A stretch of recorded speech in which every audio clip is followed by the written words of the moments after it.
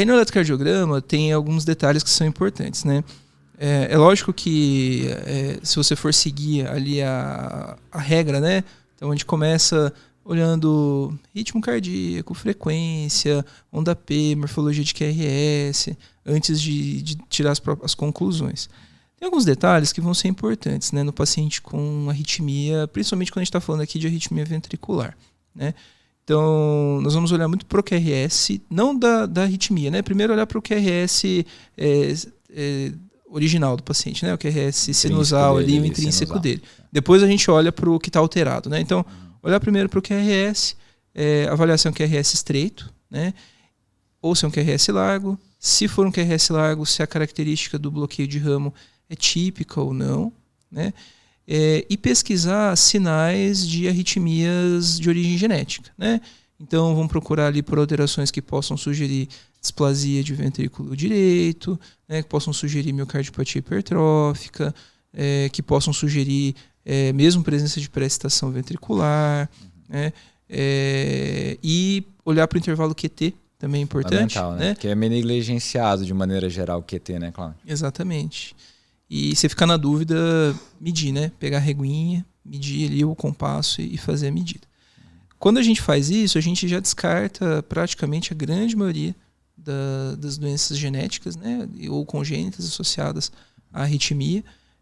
Tem algumas considerações, né? Que o QT longo não se manifesta da mesma maneira durante as 24 horas, né? Mas em linhas gerais isso vai ajudar bastante. É fato, às vezes, de estar normal não afasta, né? Mas se vier alterado vai ajudar bastante a gente elucidar, porque realmente muitas vezes é dinâmico, né? Essa alteração. Exatamente.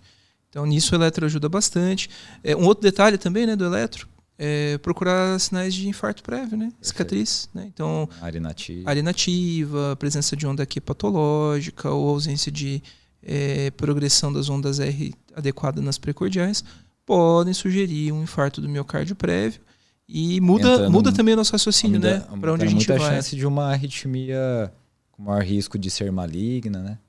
E moldando o nosso raciocínio aí. Exatamente. Não, perfeito. E também outro detalhe do eletro que a gente pode avaliar.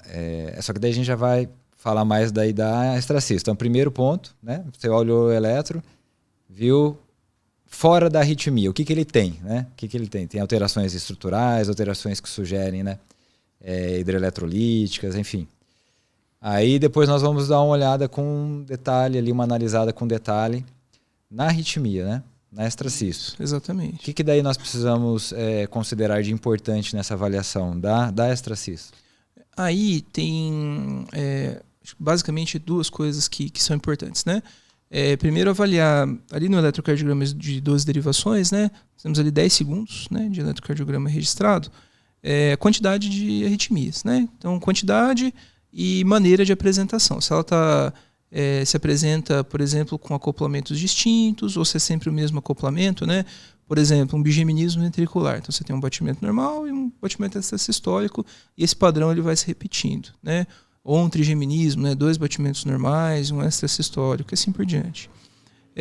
Se esses batimentos eles são também pareados, né? Então 2 extrasístoles na sequência, ou com comportamento de taquicardia, né? 3 ou mais batimentos em sequência. Outro aspecto interessante que a gente pode observar também é se tem mais de uma morfologia, né, das extrasístoles. Então, a presença de mais de uma morfologia normalmente vai ser verificado em pacientes com disfunção, com doença miocárdica. A presença de uma morfologia única nós vemos de maneira mais frequente nos pacientes com extrasístoles e coração normal, embora não seja exatamente uma regra isso. E por último, a gente pode ter uma ideia da densidade também de extrasístoles se no eletro de 12 derivações a gente tiver muita ectopia, né? Então aí a gente levanta a lebre para os outros, né? Para os outros métodos que a gente pode usar para investigar. Lembrando que a gente está falando assim de um paciente de consultório, né? Sim. Porque em hospital é um pouco diferente, né? Muitas vezes vai ser chamado para avaliar um paciente no hospital, então além do eletro é importante colocar isso que você falou de exames laboratoriais principalmente. porque a maneira de se apresentar pode ser diferente, né? Então, um paciente com distúrbio eletrolítico grave, dentro de uma unidade de terapia intensiva, paciente com doença renal, muitas vezes ele pode ter arritmias ali naquele momento, mas a arritmia não é o problema clínico, talvez, desse paciente, né? Ele está tendo uma quantidade maior, talvez, de arritmia ventricular, porque tem um distúrbio de potássio, por exemplo, né? Então, uma hipocalemia, uma hipercalemia. Existe risco, né, com isso, porque essas extrasístoles, numa vigência de um distúrbio eletrolítico, podem desencadear comportamentos graves, né, como taquicardia ventricular, fibrilação ventricular e parada cardiorrespiratória.